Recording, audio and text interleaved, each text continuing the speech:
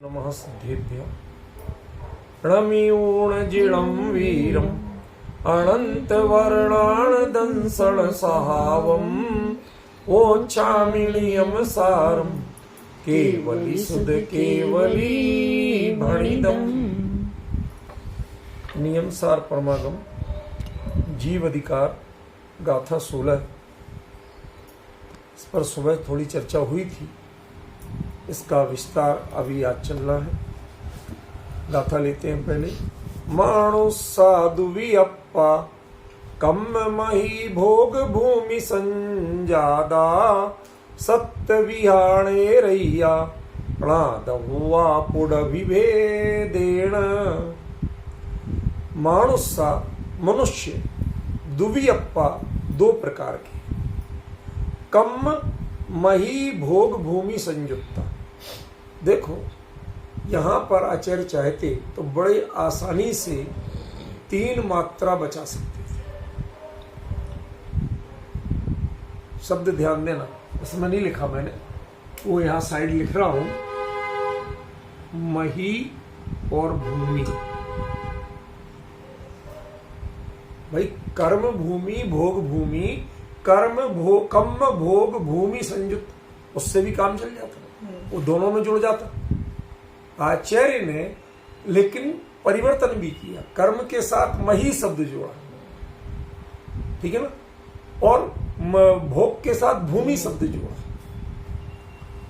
ये ध्यान रखना कि इसके पीछे आचार्य का एक भिन्न उद्देश्य भी, वो पर्यायवाची जैसा प्रयोग नहीं करना चाहिए। यदि उन्हें एक ही अर्थ में प्रयोग करना होता, जैसे अपन सुनते हैं कि कर्म भूमि भोग भूमि, यदि ऐसा ही प्रयोग करना होता तो वो कम्म के साथ मही शब्द अलग से नहीं देते। उन्होंने मही शब्द देके उसकी कुछ भिन्नता बताने की कोशिश की है। क्या भिन्नता है वो अभी बताऊंगा, सब्र करिए। पहले तो आप शब्द समझ लीजिए, ठीक है ना, कि मनुष्य 2 प्रकार के हैं, कर्ममही और भोग भूमि संजादा। एक हुए कर्ममही संजादा, एक भोग भूमि संजादा, ठीक है ना, इतना क्लियर हुआ। णेरैया सत्यविहा, नार की 7 प्रकार के हैं। णादव्वा पुड़विभेदेण, उन पृथ्वियों के भेद से, जैसे धम्मा धम्मा आदि जो पृथ्वी भेद है उनके भेद से नार की 7 प्रकार के। उसके बाद कहेंगे तेरिच्छा 14 भेदा, त्रियंच 14 प्रकार के, ठीक है ना, और सुरगणा 14 भेदा, और देव 4 प्रकार के, ठीक है ना।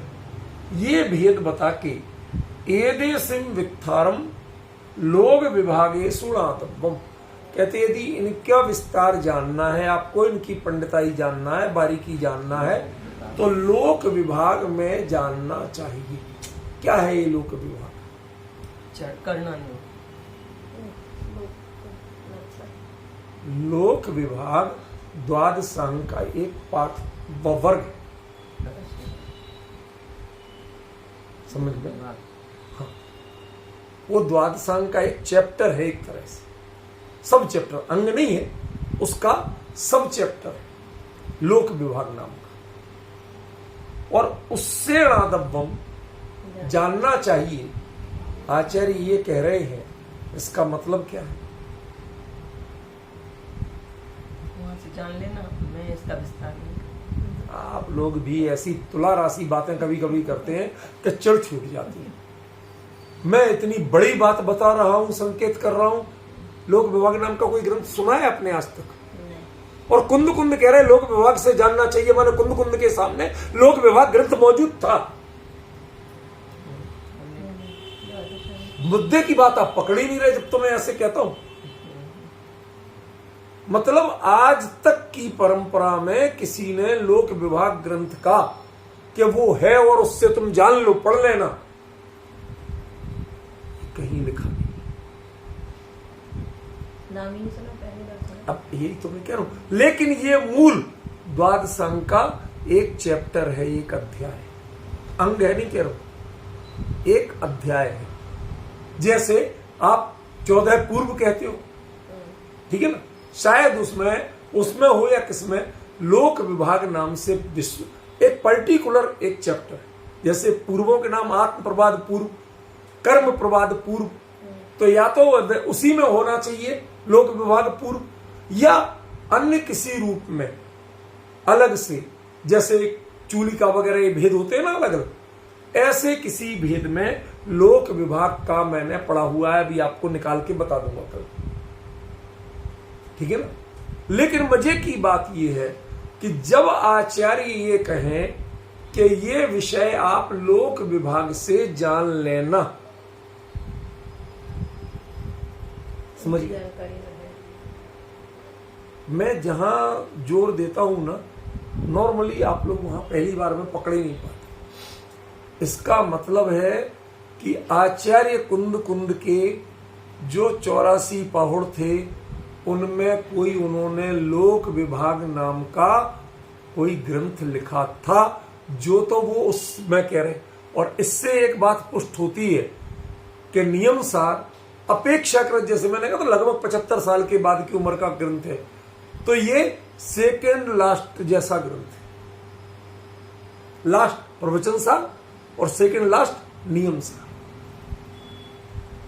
मतलब आज आपके सामने कुंद कुंद आचार्य देव के द्वारा लिखा गया और जो मूल द्वादशांग से संबद्ध है, और जो लिखा गया और उनके सामने मौजूद प्रचलन में रहा होगा, जब तो उन्होंने ऐसा कहा कि इनका विस्तार आप लोक विभाग में जान लेना, और लोक विभाग के वर्णन करने वाला कोई एक ग्रंथ या एक वॉल्यूम नहीं रहा। जब उन्होंने लोक विभागेषु ये बहुवचन का,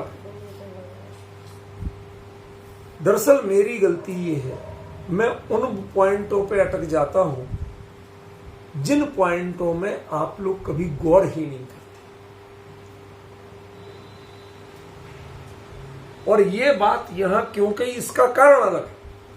अभी तो मैं बहुत रोमांचित हूं ये जान के कि या तो यह कुंद कुंद के सामने का कोई प्रचलित ग्रंथ था, या फिर यह कुंद कुंद के द्वारा लिखा गया ग्रंथ था, वरना कुंद कुंद ये नहीं लिखते कि यह विषय आप लोक विभागों में जान लेना।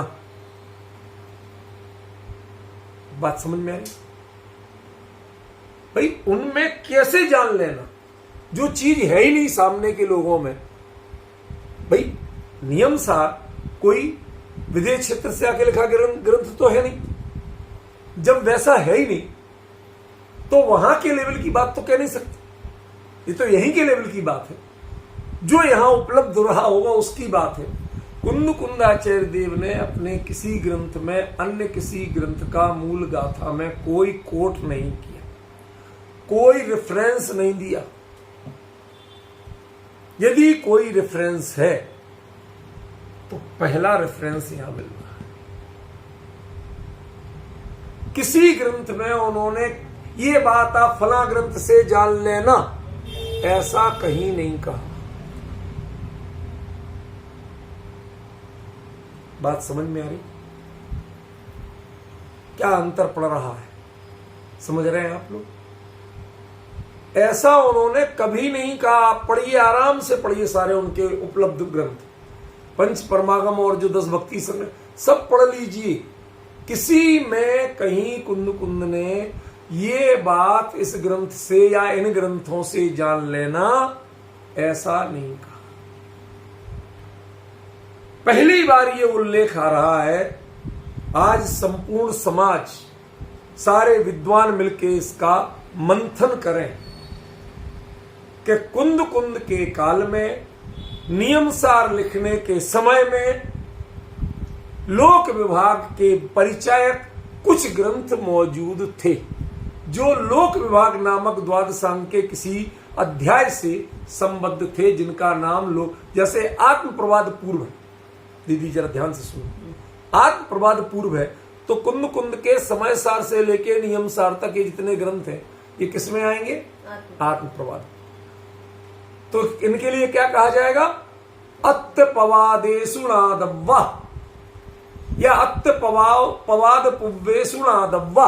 ये आत्म प्रवाद पूर्व के ग्रंथों से ये बात जान लेना। क्लियर हुई बात, समझ में आई। इसी तरह आचार्य देव यहां जब ये कह रहे हैं कि यह बात आप एदेशम वित्थारम, इनका विस्तार लोक विभागे सुणादवम, लोक विभाग नामक जो ग्रंथ है या लोक विभाग से संबद्ध जो ग्रंथ है उनमें तुम्हें जानना चाहिए। यदि जिज्ञासा है तो वहां से जानो। इसका सबसे बड़ा आपको हर्ष का विषय क्या होना चाहिए कि आज आपको या तो कुंद कुंद रचित या कुंद कुंद के समक्ष विद्यमान नियम सार की रचना से पहले लिखा जा चुका, और न केवल लिखा जा चुका बल्कि मुनि संघ में जो चर्चा का विषय भी रहा, प्रचलित था, जिसकी प्रतिलिपियां थीं, उससे तुम्हें ये विषय जानना चाहिए। यह कुंद कुंद कह रहे हैं, कितनी बड़ी सूचना है आपके लिए। ये तो तय है कि वो प्राकृत में ही होगा, संस्कृत आदि में हो नहीं सकता। समझ गए क्यों? एक तो द्वादशांग से संबद्ध है और दूसरा कुंद कुंद ने संस्कृत में कोई लिखा ही नहीं, उन्होंने सिर्फ प्राकृत में लिखा। ये दो बड़े प्रमाण हैं कि वो प्राकृत का ग्रंथ है, लोक विभाग उसका नाम है, ठीक है ना। वह कई चैप्टर या कई खंडों का ग्रंथ होगा, समझ गए। और उसमें से हो सकता है 3 खंड का हो, ऊर्ध्वलोक विभाग, मध्यलोक विभाग और अधोलोक विभाग, इसलिए बहुवचन का प्रयोग है। समझ रहे? मैं ऐसी चीजों पे अटक जाता हूं और आप लोगों को सामने और जो बैठे सभी की कह रहा हूं, कई बार इसमें ऐसा लगता है कि अभी आगे बढ़े कुछ गहरी बात बताएं तो अरे मुझे कितना हर्ष हो रहा है इस समय। मैं आपको कैसे समझाऊं कि एक जिस ग्रंथ के बारे में आज पूरी परंपरा में कहीं चर्चा तक नहीं है, उसका पक्का प्रमाण कुंद कुंद आचार्य देव दे। और यदि वो लिपिबद्ध नहीं हो गया होता और लोगों के सामने मौजूद नहीं होता तो आचार्य ये नहीं कह सकते थे कि तुम वहां से जान लेना। जैसे हम कहते ये बात जैन सिद्धांत कोश से जान लेना, ये बात रतनगण श्रावकाचार्य से जान लेना, ये बात फला ग्रंथ से जान लेना, ये तो तब कहेंगे ना कि जब जो चीज चल रही हो सामने। सारी विद्वत परंपरा विचार करे कि क्या कोई लोक विभाग नाम का ग्रंथ उपलब्ध है, उसके कर्ता आचार्य का नाम उपलब्ध है, उसकी कहीं सूचना भी उपलब्ध है। मैंने तो नहीं देखा। तिलोय प्रणति, लेकिन वह जो रचना है वह आचार्य यति वृषभ की रचना है और वो कुंद कुंद आचार्य से 400 साल बाद आए थे, इसलिए वो तो हो नहीं सकता। वो भी प्राकृत का है लेकिन वो गारंटी से हो नहीं सकता। जब आप त्रिलोक विभाग के लिए तिलोय प्रणति को आदि ग्रंथ मानते हैं, लेकिन आचार्य कह रहे हैं कुंद कुंद कि यह विषय आप लोक विभाग नाम के ग्रंथों में जानना। हो सकता है कि यह ग्रंथ एक ही रहा हो, लेकिन आदरार्थे बहुवचनम का प्रयोग किया गया। जैसे हम कहते यह आगम में जानना, आगम ग्रंथों में जानना, हम बहुवचन आदर में, ऐसे ही लोक विभाग हम कहते ना शास्त्र जी में लिखा है, तो शास्त्र जी एक साथ बहुत नहीं है, नियम सार जी में कहे आचार्य कहते। तो ये जो उद्धरण है ये कुंद कुंद जिस ग्रंथ को बहुमान के साथ उल्लेख कर रहे हैं, क्या क्या संभावना हो सकती है मैं सारी बता रहा हूं। पहले मैं इस पंक्ति में बोलने लगा, बताना तो ये था, लेकिन मेरा दिमाग जब लिखा तब मेरे दिमाग में नहीं आई ये बात। अभी ये पंक्ति बोर्ड पे लिखी, मेरे दिमाग में ये बात नहीं थी। अर्थ करने बैठा तो एकदम चौंक गया, अरे ये मैं लिख गया और मुझे होश नहीं।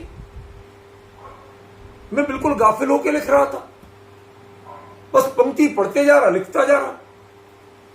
अब समझ में आ रहा कि आचार्य देव ने इतनी बड़ी सूचना दे दी कि कोई लोक विभाग नाम का ग्रंथ या तो उनकी रचना के रूप में या अन्य किसी आचार्य की लिखित रचना के रूप में जो बहुत प्रचलित हो चुका था, वो कुंद कुंद के समक्ष विद्यमान था। और जिसको कुंद कुंद या तो उसके खंडाधिक रहे होंगे इसलिए बहुवचन कह रहे, और ज्यादा संभावना यह है कि आदर अर्थ में बहुवचन कह रहे। समझ गए? मुख्य वही हो सकता, मुख्य यही हो कि आदर अर्थ में बहुवचन। तो कुंद कुंद जिस ग्रंथ को नियम सार जैसे निज भावना प्रधान ग्रंथ में इतने बहुमान के साथ बहुवचन में उल्लेख करें, तो वह लोक विभाग कैसा ग्रंथ रहा होगा, किस तरह भगवान की वाणी के रूप में एक पूज्य और बहुमानित रहा होगा, पहले इस पर विचार करो। मत भागो आगे, थम जाओ। आज आपको जिनवाणी के एक नए ग्रंथ की सूचना, कुंद कुंद जैसे प्रामाणिक आचार्य से सूचना। सारी जिज्ञासा और सारे विकल्प थोड़ी देर को छोड़ो। आज इतनी ही चर्चा बहुत है कि आज हमें एक ग्रंथ की सूचना मिली, पक्की जानकारी मिली, और कुंद कुंद जैसे महान आचार्य के द्वारा इतने बहुमान पूर्वक। इसका मतलब कि उसमें चर्चा भले ही लोक विभाग की होगी, लेकिन वह आत्म प्रवाद से कमतर नहीं रहा। कुंद कुंद की दृष्टि में वह कमजोर ग्रंथ नहीं था, वरना वो उसके लिए बहुवचन का प्रयोग नहीं करता। समझ रहे? तो आज सब लोगों को आपस में सूचना देना चाहिए, हर्ष मनाना चाहिए। जैसे सतखंडागम के लिखे जाने पर हर्ष हुआ था, समझ गए? जैसे धवला टीका की सूचना पर एक हर्ष हुआ था सारी समाज में। जैसे कोई नया ग्रंथ मिल जाए तो बहुत हर्ष होता है, एक नया जिन मंदिर मिल जाए तो हर्ष होता है। आज हमारी संपूर्ण समाज को गौरवान्वित होना चाहिए, हर्षित होना चाहिए, आपस में बधाइयां देना चाहिए कि आज आपको जिनवाणी के एक ग्रंथ की प्रामाणिक सूचना मिली, और वो भी कुंद कुंद जैसे महान आचार्य के द्वारा, और इतने बहुमान पूर्वक मिली कि एदे सिंवित्थारम लोक विभागेश्वर। क्यों? क्योंकि उसके बिना लोक विभागों में, माने 14 राजू तंग नव इस लोक में, ये अर्थ इसका करना ठीक नहीं। क्यों? क्योंकि आप जानना तो सामने वाले कहां से जाने, केवल ही नहीं है कि वो लोक विभागों को जान लेंगे अपने आप। समझ रहे ना? इसलिए जब ऐसा कह रहे हैं तो वह निश्चित रूप से सिर्फ किसी ग्रंथ का नाम हो सकता। ये बात आप फला ग्रंथ से जान लेना। लोगों को हमें एक जगह इस तरह की चर्चा का विस्तार नहीं करना, तो हमने क्या कह दिया, ये मैटर आपके पास तो उपलब्ध है ना, उसमें से जान लें। इसका मतलब निश्चित रूप से कुंद कुंद के समक्ष ये ग्रंथ उपलब्ध रहा। अब चाहे उनकी रचना रही हो और चाहे किसी अन्य आचार्य की रचना रही हो, लेकिन एक बात तय है कि ये ग्रंथ लिखित रूप में विद एविडेंस उनके समक्ष उपस्थित था। न केवल उनके पास था, बल्कि संघ के अन्य मुनिराजों के पास भी था। ये इसका स्वाध्याय होता था, विनय होती थी, तो आचार्य ने कह दिया कि इसका विस्तार आप लोक विभाग ग्रंथ में से जान लें।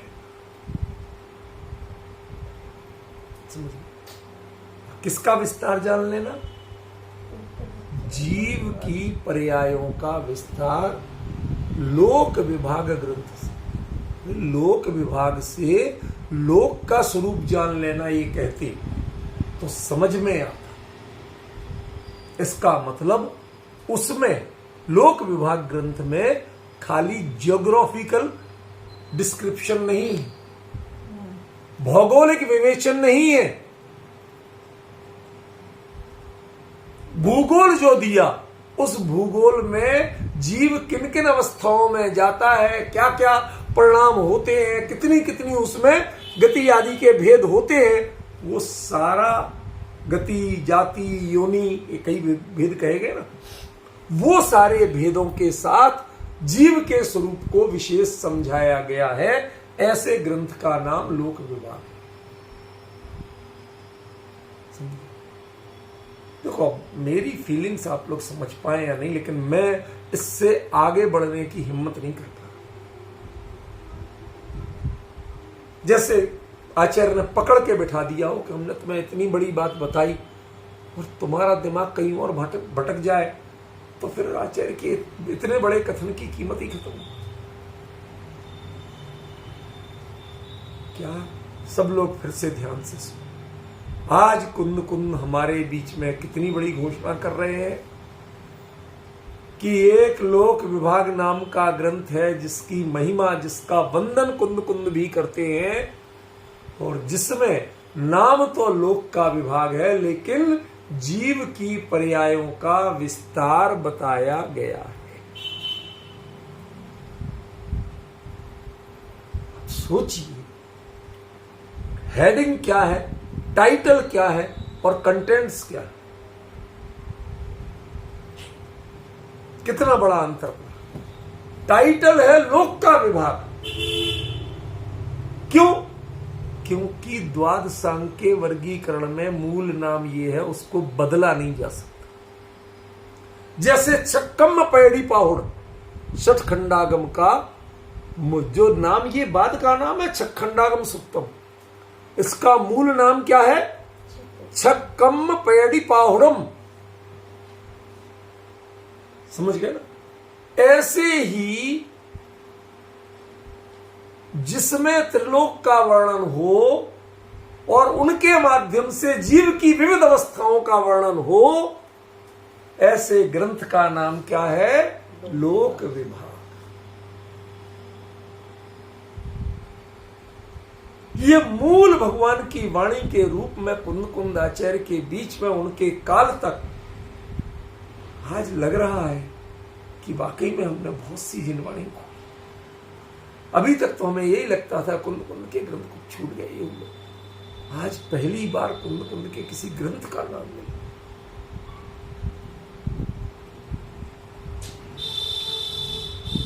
एक शब्द आगे बढ़ने की हिम्मत नहीं। कब से ढूंढ रहा था कुंद कुंद के, वो एन उपाध्याय ने कई नाम लिख दिए, उन्होंने यही नहीं बताया भले आदमी ने तुमने ये नाम कहां से लिए, कहां मिले। कुंद कुंद के किसी टीकाकार ने वो नाम दिए नहीं, कुंद कुंद ने कोई नाम दिया नहीं, ये पहला नाम आया। समझ गए? अब तुमने लिए कहां से? ठीक है, एन उपाध्याय अच्छे विद्वान थे, मैं उनको कोई एकदम से बिना प्रमाण के गलत भी नहीं कहना चाहता, लेकिन मेरी एक जिज्ञासा उनके प्रति हमेशा रहेगी कि भगवान आपने यदि मान लो ये बताए थे नाम, तो साथ में कुछ क्लू तो दे देते कि ये मैंने कहां से ढूंढे। समझ गए? लेकिन कुंद कुंद ने मूल में किसी आगम ग्रंथ का नाम दिया, या उनकी रचना द्वारा लिपिबद्ध हो या अन्य किसी आचार्य के द्वारा लिपिबद्ध रहा हो। मुझे लगता है यति वृषभ आचार्य जो है, अब सुनो कुछ बातें आज ऊपर का नहीं चले तो नाराज मत हो, आज कुछ जान ही लो। यति वृषभ आचार्य मूल में चूर्णीकार थे। चूर्णी किसे कहते हैं?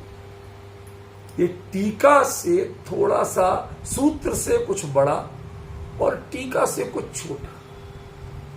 समझ गए? जो व्याख्या का साहित्य होता है उसको कहते हैं चूर्णी। उसमें सरलीकरण किया जाता है। जैसे किस छोटे बच्चे के दांत नहीं होते, तो आप दूध में उसी रोटी को गला की चूर करके चम्मच से पिला देते हैं, तो वह सुपाच्य भी होती है और बिना दांत के भी वो आराम से खा सकता है, पचा सकता है। ऐसी चूड़ियां वो होती हैं कि सूत्र की जो बहुत गंभीरता है उसका सरलीकरण कर दिया जाए, उनका नाम चूड़ी। भाई हमने जो चीज कठिन थी, कठोर थी, हमने तुम्हें चूर चूर के दे दी। मुझे आज भी याद है कि साक्षी है ना दीदी, ये बचपन में बड़ी हो गई थी तब भी कहती मैं दाल चावल खाना नहीं जानती डैडी, आप मिला के दे दो, आप खिला दो। वो कहते हम मेरे से ढंग से मिलती नहीं, वो दाल अलग रहती चावल अलग रहती। समझ गया? तो जैसे बच्चे को कहते मुझे वो चावल भी अच्छे नहीं लगते और वो दाल भी अच्छी नहीं लगती ऐसा, लेकिन आप जब मिला के खिलाते हो तो वो स्वाद लगता है। अब डिफरेंस समझ रहे क्या कहना चाहता हूं? ऐसे ही उनको मसल के चूर्णी बना के सूत्रों को आम जीवों के लिए उस समय के जो थे उन जैनों के लिए सुबोधगम्य बना के, बहुत विस्तार भी नहीं किया, बहुत लॉजिक भी नहीं दिए, लेकिन उतने को सरल बना दिया। उनका नाम होता था चूर्णी। और आचार्य यति वृषभ मूल में चूर्णीकार थे।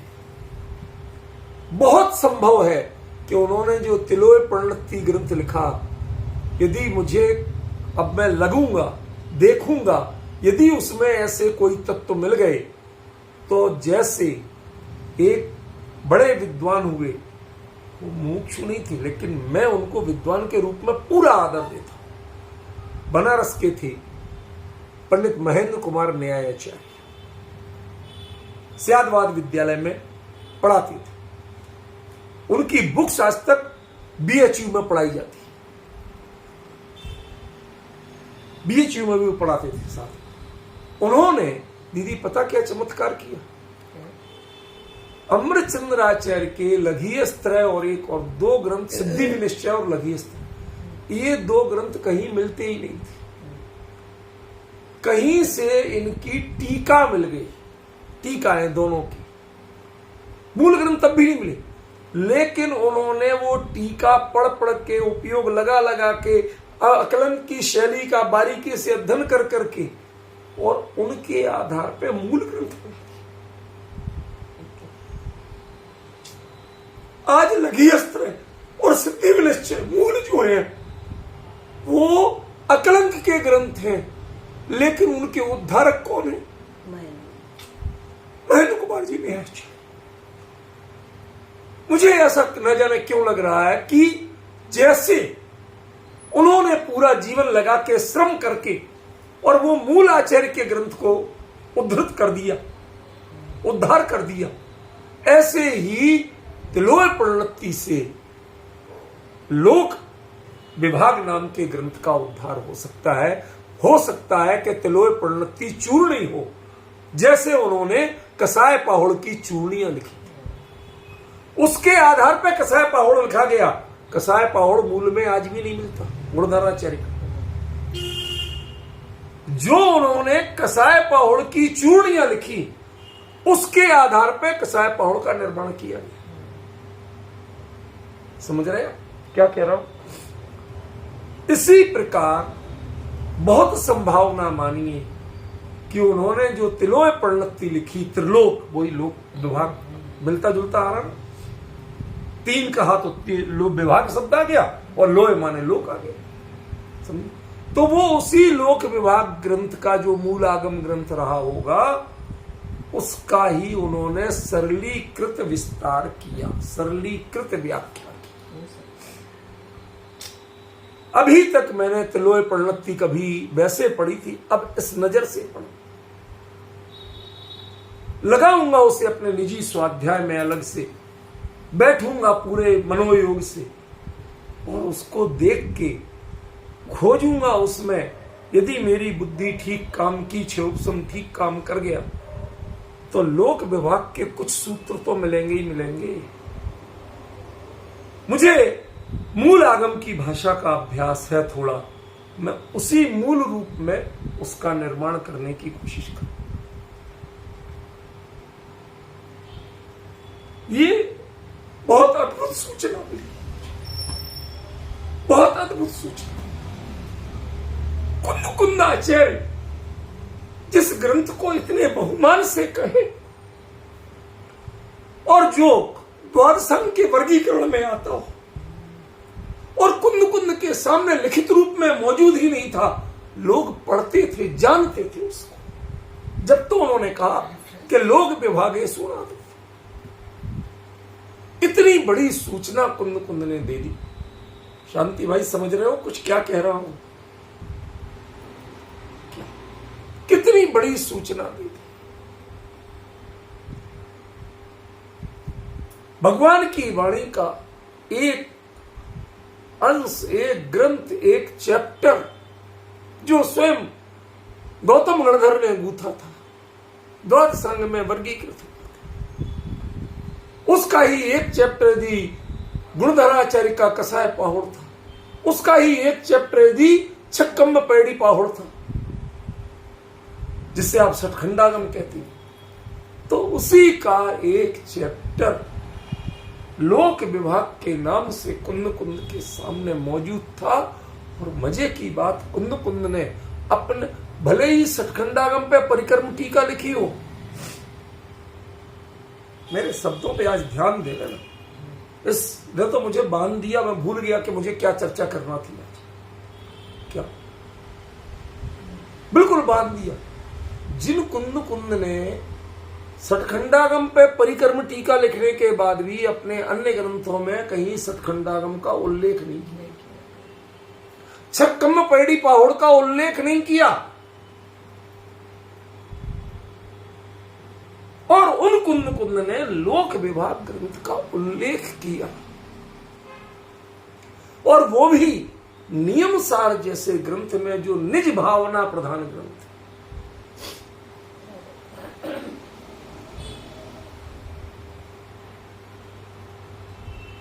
बिल्कुल आज वो फील कर रहा हूं जो किसी कवि की पंक्तियों में कभी पढ़ा था मैंने, कि ये वक्त तू रुक जा,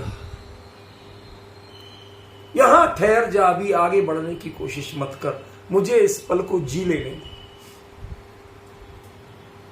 समझ में? आज कुंद कुंद हमारे बीच में बैठ के जैसे घोषणा कर रहे हैं कि एक जिनागम का मूल अंग, मूल भाग के रूप में लोक विभाग नाम का ग्रंथ था। टाइटल ही नहीं, कंटेंट्स की घोषणा कर रहे हैं कि उनमें जीव विभिन्न जो गति आदि में कहां कहां कैसे पाया जाता, उसकी क्या क्या परिणतियां होती हैं, उसमें अकेले 3 लोक का ज्योग्राफिकल डिस्क्रिप्शन नहीं था, बल्कि जीव के परिणामों का जो इमोशनल डिस्क्रिप्शन था।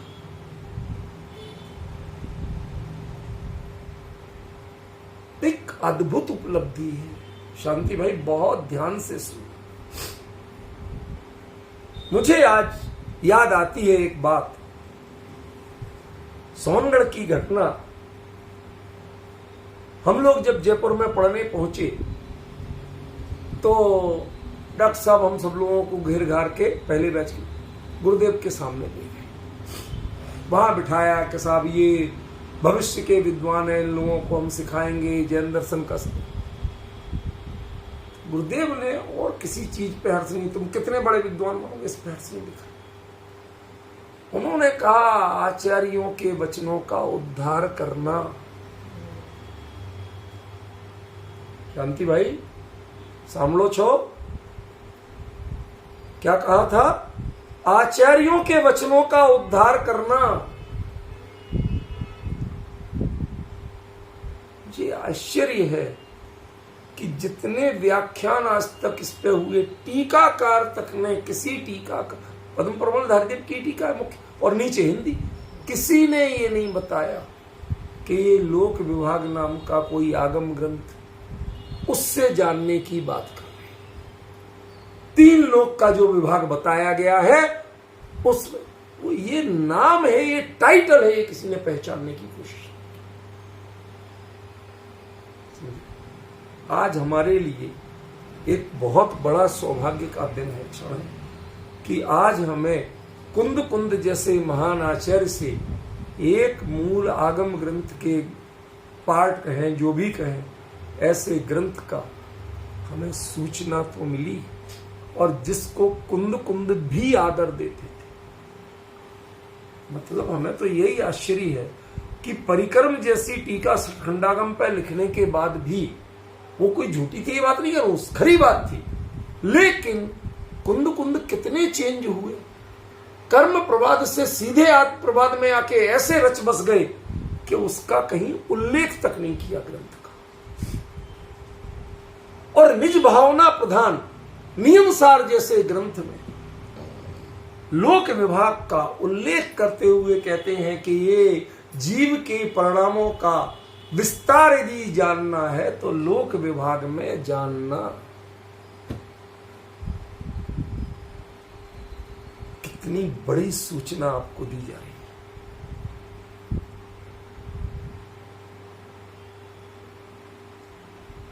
मैं आज जब सोऊंगा इस पर एक आर्टिकल लिखूंगा, लोगों को बताऊंगा कि आप लोग विचार करो विद्वानों, कहीं ढूंढो खोजो, कहीं कोई सूचना मिलती है, इस नाम से कहीं कोई पांडुलिपि मिलती है। हमें तो ये आश्चर्य है, हमारे जो जितने श्रेष्ठी लोग हैं, धार्मिक संस्थाओं के संचालक हैं, वो संग्राहक तो बहुत अच्छी है लेकिन उद्धारक नहीं। बहुत आदर पूर्वक कह रहा हूं, अनंत भाई शेठ जी ने अपने पोन्नूर मड़ई में केंद्र बनवाया, हजारों ग्रंथ, अब उनके संरक्षण का कार्य तो चल रहा, लेकिन उनमें से एक ग्रंथ को भी, एक पत्र को भी कोई पढ़े, समझे और उसका उद्धार करके लोगों के बीच तक दे, ऐसा कार्य नहीं। जब जब मैं उनसे ऐसे कार्य की कहता हूं, कहते सोचो सुदीप जी, योजना बनाओ, कुछ करो। कितनी ही बार बता चुका कि इसके लिए वहां ट्रांसक्रिप्शन का एक एक्सपर्ट विद्वान रखो, उसको पैसा दो, वो सिर्फ उसके टाइटल मेरे को भेजे, मैं बताऊंगा किस ग्रंथ का ट्रांसक्रिप्शन करना। Transcription means change of script. जो वहां ग्रंथ लिपि में लिखा है तुम उसे देवनागरी लिपि में खाली चेंज, बाकी सब संपादन अनुवाद सब मैं कर लूंगा, उतना करके भेजो। 10 भक्ति संग्रह मैंने खोज के उन्हें बताया, आज तक उसका ट्रांसक्रिप्शन नहीं मिला। कह कह के हार गया। जितनी हमारी संस्थाएं हैं, कहीं ऐसा कार्य नहीं। संयोग की बात, एकाध विद्वान जो इसमें बहुत अच्छे समर्थ हैं और कार्य करते रहे, वो भी 90 साल से ऊपर के हो गए, डॉक्टर राजा राम जी, बहुत आदर करता हूं मैं उनका, लेकिन उनकी रुचि, उनकी प्रवृत्ति कथात्मक ग्रंथों में, अपभ्रंश के कथा ग्रंथों में पूरा जीवन लगाया हुआ। लेकिन जैन सिद्धांत के किसी गंभीर ग्रंथ या पांडुलिपि उस पर उन्होंने कभी जीवन में हाथ। अब वो एक धारा में चल रहे हैं तो उसी काम को जिसके एक्सपर्ट है उसको कर रहे हैं और बहुत अच्छा कर रहे हैं, कोई शक नहीं। लेकिन एक पक्ष दूसरा ये है कि जो मूल जिनवाणी है, ये कथाएं मूल जिनवाणी नहीं। द्वादशांग में कहीं कथा नहीं आती। जो द्वादशांग में एक प्रथमान योग होता है उसका अर्थ कथा नहीं है। उसमें बाकायदा आपको 12वें अंग में जो पूर्व वगैरह होते हैं, पूर्व उसमें एक चैप्टर का नाम है प्रथमान योग। 4 अनुयोग नाम नहीं है मूल में, अकेला प्रथमान योग नाम है, लेकिन उसमें कोई कथा का वर्णन नहीं होता। उसके कंटेंट्स आप पढ़ेंगे तो कंटेंट्स कुछ और ही, समझ रहे हैं? हमने कथाओं को प्रथमान योग मान लिया। ये मुझे आश्चर्य होता कि ये लाए कहां से, किसने ये व्याख्या दी। मूल आगम में कर्णान योग का नाम नहीं है, दीदी आप ध्यान देना, कर्णान योग का नाम नहीं, चरणान योग का नाम नहीं, द्रव्यान योग का नाम नहीं। यदि मूल आगम के कंटेंट्स में कोई नाम है तो वो प्रथमान योग। लेकिन उसके भी जो विषय सूची है, जो विषय आचार्यों ने बताए हैं, उनमें कहीं किसी कथाओं का वर्णन नहीं, नाम प्रथमान योगी। तो मुझे लगता है कि यदि प्रथमान योग एक चैप्टर है और उसमें कथाओं का वर्णन नहीं है, दैट मीन्स ये नाम जो है, बाद की जो परिभाषा है, यदि प्रथमान योग माने कथाएं, ये मैं मानने को तैयार नहीं। ठीक है, हमें मूल आगम के कंटेंट्स ढूंढना पड़ेगा, उनकी संज्ञा और संज्ञा के साथ कंटेंट्स, टाइटल एंड कंटेंट्स, ये हमें ढूंढना पड़ेगा। जैसा यहां मिल रहा है कि नाम, टाइटल, लोक विभाग, लेकिन कंटेंट्स जीव की विभिन्न प्रकार की पर्यायों और गतियों आदि का वर्णन। क्लियर कह रहे, ये देशिम वित्थारम, ये तो मैंने नाम लिए, छोटा मोटा संकेत किया, इनका विस्तार मतलब लोक विभाग ग्रंथ में ये सब बताया गया। कितना क्लियर, कहीं कोई डाउट है? नहीं। लेकिन हमारे लिए कुछ होश नहीं, कोई विचार करने को तैयार। हम अपने उन संस्थापक जो बड़े बड़े विद्यालयों के हैं, मैंने खुल्लम खुल्ला कहा, आपने संख्या तो बहुत पैदा की है, 1000 कर दिए, कितने कर दिए, लेकिन जिनवाणी के मूल ग्रंथों पर किसी ग्रंथ का उद्धार करने में समर्थ एक पैदा किया हो तो बताओ। क्यों? क्योंकि ना तो आपके एजेंडा में है और ना आपके विजन में है, ना आप पूरे जीवन में एक भी मूल ग्रंथ का उद्धार कर सके जो अब प्रकाशित रहा हो, और ना आपने एजेंडा बनाया कि हम ऐसे विद्वान बनाए कि जो मूल जिनवाणी पर काम कर सके। आपने विद्वान नहीं, प्रचारक बनाए, संस्थाओं को चलाने वाले बनाए, जिनवाणी का उद्धार करने वाले बनाए। ये बड़ी भारी विडंबना है। इसलिए जितने भी व्याख्याकार मिलते हैं वो इसको इग्नोर कर देते हैं कि ये लोक विभाग कोई ग्रंथ है जिसमें ये टाइटल है और ये कंटेंट्स है और इनके कंटेंट्स का विस्तार जिसमें बताया गया है। ऐसा ग्रंथ जिसको कुंद कुंद आदर देते हैं। समझ रहे? बहुत बड़ी सूचना है आज, चाहे कम देर चले, हमें कोई ऐतराज नहीं, पर आज मैं दूसरा विषय लेने में अब समर्थ नहीं। अब तो मुझे व्यग्रता हो रही है कि कब इस पे पहले पूरा लिख लूं इत्मीनान से, उसके बाद में मैं कुछ और काम करूं ताकि वो सब जगह जा सके। क्योंकि ये ऑडियो कितने लोग सुनेंगे, कितने समझेंगे, मुझे पता नहीं। हो सकता है पढ़ के कई लोग समझें, विचार करें। मैं तो जब भेजता हूं तो कई बार नॉन जैन स्कॉलर्स को भी भेजता हूं, और मुझे आश्चर्य ये होता है कि जैन विद्वान जितने हैं उनमें से शायद ही किसी का कोई कमेंट्स आता हो अच्छा, पर वो नॉन जैन कहते भाई साहब हसदीप जी आपने जो ये बात बताई है जिनागम के बारे में, आप बताओ मुझे। अभी हमारी यूनिवर्सिटी में परसों एक व्याख्यान करवाया, शुक्र बृहस्पतिवार को शाम को जब देर से आया था। वो व्यक्ति केरल का ब्राह्मण है, हमारे यहां शिक्षा शास्त्र बीएड एमएड में पढ़ाता। आप आश्चर्य करेंगी बहन, मैंने उसको जानबूझ के कहा इसका व्याख्यान रखो। क्यों? मुझे वो हमेशा एक ही शब्द बोलता था जब मिलेगा, नमो आयरिया। उसने जीवन में सर नमस्कार ये शब्द नहीं बोला मेरे, नमो आयरिया। मैं उससे कहता था नमो अध्याय। हम लोगों के अभिवादन फिक्स रहे, पूरी यूनिवर्सिटी में सबसे सर नमस्कार करता बोलते, वो भी बोलते, मैं भी बोलता हूं। लेकिन उस व्यक्ति से उसने हमेशा नमो आयरियाणम बोला, मैंने हमेशा नमो अध्याय। उसका रखवाया, आप विश्वास करोगे, उस श्रीमद राजचंद्र को बरोबर जानता। उसने जिन जिन जैन ग्रंथों के मूलाचार से लेके आचार परख से लेके जिन जिन का उद्धरण दिया, यशस तिलक चंपू वगैरह, द्वाश्रय द्विसंधान महाकाव्य, इतने उद्धरण दिए 1 घंटे के व्याख्यान में कि शायद कोई एक जैन विद्वान नहीं दे सकता। वो कहता मैं श्रीमद को पढ़ता हूं, मुझे बहुत मोटिवेशन मिलता है। भक्त है, कहता मैं श्रीमद का भक्त। कुंद के लिए इतने बहुमान पूर्वक कहता मेरे रूम में आएगा, कुंद आचार्य की फोटो मैंने लगा रखी है बड़ी सारी, आके सबसे पहले पूरे ऐसे झुक के प्रणाम करेगा, तब मेरे पास तक। ऐसे कई, एक बनारस में है प्रोफेसर मारुति नंदन प्रसाद तिवारी, वह मूर्ति कला के अंतरराष्ट्रीय विशेषज्ञ हैं। आज की डेट में जीवित सबसे बड़े चलते फिरते स्मारक और ग्रंथ की तरह, बहुत आदर करता हूं। और जब कभी मेरा कोई ऐसा लेख उन तक जाता है, ऐसी सूचना जाती है, सबसे पहले कहते सुदीप जी ऐसे काम करो। आपकी जैन समाज में आज की डेट में कोई विद्वान ऐसे काम नहीं करे, ये उद्धार करो। आप परवाह मत करोगे आपके समाज इज्जत करती कि नहीं करती, बिल्कुल परवाह मत करो, ये काम करो। ये असली स्कॉलरशिप है, ये असली काम है। आप जैसे विद्वान को ये काम करना चाहिए। मैं आपको बाई नेम बता रहा हूं, कोई मान कसाई की पुष्टि के लिए बता रहा। ये चीजें हमें समझना।